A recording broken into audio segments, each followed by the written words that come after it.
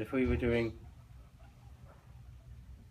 flexion, let's say just let the patient do most of the work as you're palpating. If you feel something that is of interest, for example, it feels as though it's moving too much or it's not moving enough, hold them at the end of range and then literally do overpressure in flexion by pushing the inferior vertebra inferiorly.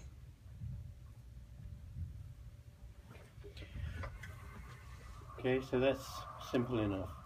With extension, you need to protect the neck because it's quite likely that the fixed flexion in the cervicothoracic region has led to instability in the lower cervical spine. So you can't keep cranking it like this. Okay? So what you do is you try and support them by placing your hand over the nuchal ligament. Just give it a little squeeze.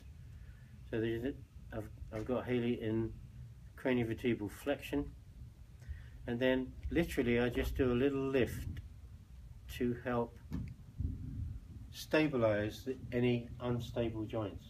Okay, so this craniovertebral flexion is going to tighten the nuchal ligament, but in many people who have degenerative changes in the neck, it's not tight enough not to protect the rest of the neck. But when you traction it, of course, you tighten it up. You understand that? I'm not doing traction for any therapeutic reason, just to help stabilize. So having lifted her like this, now I'll go into extension.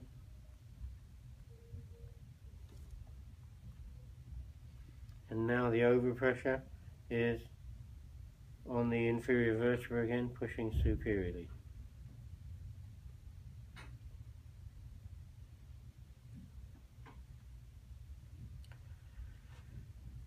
Side bending, almost non-existent at T7, T1, T1-T2, but there should be a little bit in each direction. And then rotation, definitely there in rotation. So with side bending, if we have a positive finding, here what's happening is these spinous processes are doing this.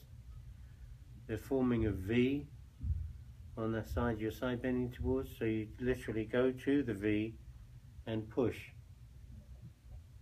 into the V to increase it. That's your overpressure. Rotation, we use what's called a key grip. Imagine you're turning a key in a lock. So there's my finger blocking the lower spinous process, and here's my thumb producing that key motion, pushing the superior vertebra that way.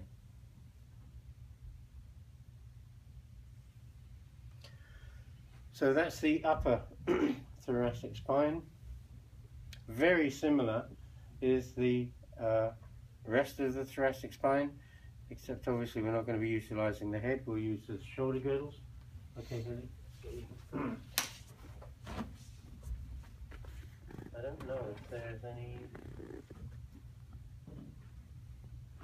stools, but we could use that one. There's a stool right here. Here. Right here. Oh, no, that's too high.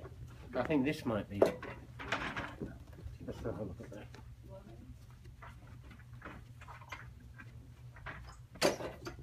It's important to get the patient stable. So get you from here.